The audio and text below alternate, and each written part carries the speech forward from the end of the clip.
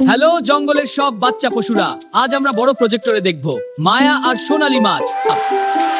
Light off, গল্প শুরু। মায়া আর সোনালী মাছ, এক সততার গল্প। মায়া নামে একটি ছোট্ট মেয়ে ছিল। ছোটবেলাতেই সে অনাথ হয়ে যায়, তাই তাকে মামার বাড়িতে চলে আসতে হয়।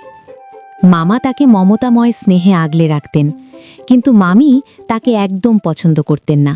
মামি তাকে দিয়ে বাড়ির সব কাজ করিয়ে নিতেন, ঘর মোছা, রান্না করা।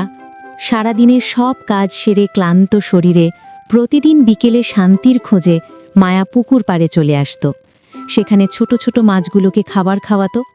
আর ঠিক সেখানেই তার দেখা হয় এক সোনালী মাছের সঙ্গে। মাছটি যেন বন্ধুর মতো প্রতিদিন তার জন্য অপেক্ষা করত। একদিন বিকেলে আকাশ অন্ধকার হয়ে বৃষ্টি নামে। হঠাৎ সেই সোনালী মাছ মুখ তুলে কথা বলল, মায়া, আমি তোমাকে একটা নতুন জায়গায় নিয়ে যাব, চলো। হঠাৎ সেই সোনালী মাছকে কথা বলতে দেখে মায়া ভয় পেয়ে যায়। মাছটি মৃদু স্বরে বলে, মায়া, আমি তোমার বন্ধু, ভয় পেও না। প্রথমে সংকোচ করলেও মায়া রাজি হল। সঙ্গে সঙ্গে মায়াকে নিয়ে গেল পুকুরের জলের নিচে এক অদ্ভুত মায়াময় জগতে, যেন রূপকথার দেশ। চারদিকে নানা রঙের ছোট মাছ, মজার মজার জলজ প্রাণীরা খেলাধুলা করছে। এত সুন্দর জগৎ সে কখনো দেখেনি। তখনই জলের গভীরে কিছু একটা ঝিলমিল করছে। কাছে গিয়ে দেখে সোনার একটা খেলনা, তাতে খোদাই করা মহারাজা বীরেন্দ্র সিংহ।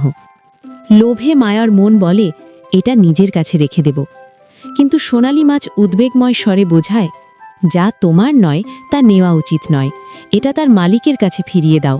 সততাই সবচেয়ে বড় সম্মান।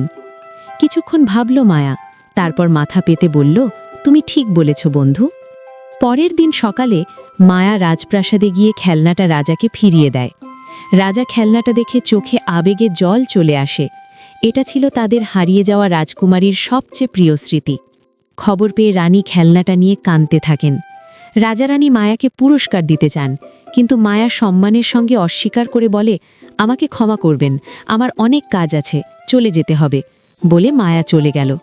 মায়া চলে যাওয়ার পর রাজারানী জানতে পারেন সে অনাথ, মামার বাড়িতে কষ্টের জীবন যাপন করছে। তাদের মনে উদ্বেগ জাগে। পরের দিনই তারা মামার বাড়িতে যান। মামি রাজারানীকে দেখে হতভম্ব হয়ে পড়েন। রাজা বললেন, আমরা তাকে আমাদের মেয়ে বানিয়ে আমাদের সঙ্গে নিয়ে যেতে চাই। মামা মামি মায়ার ভালোর জন্য রাজারানীর প্রস্তাব মেনে নিলেন। মামা মামি কাঁদতে কাঁদতে মায়াকে জড়িয়ে ধরল।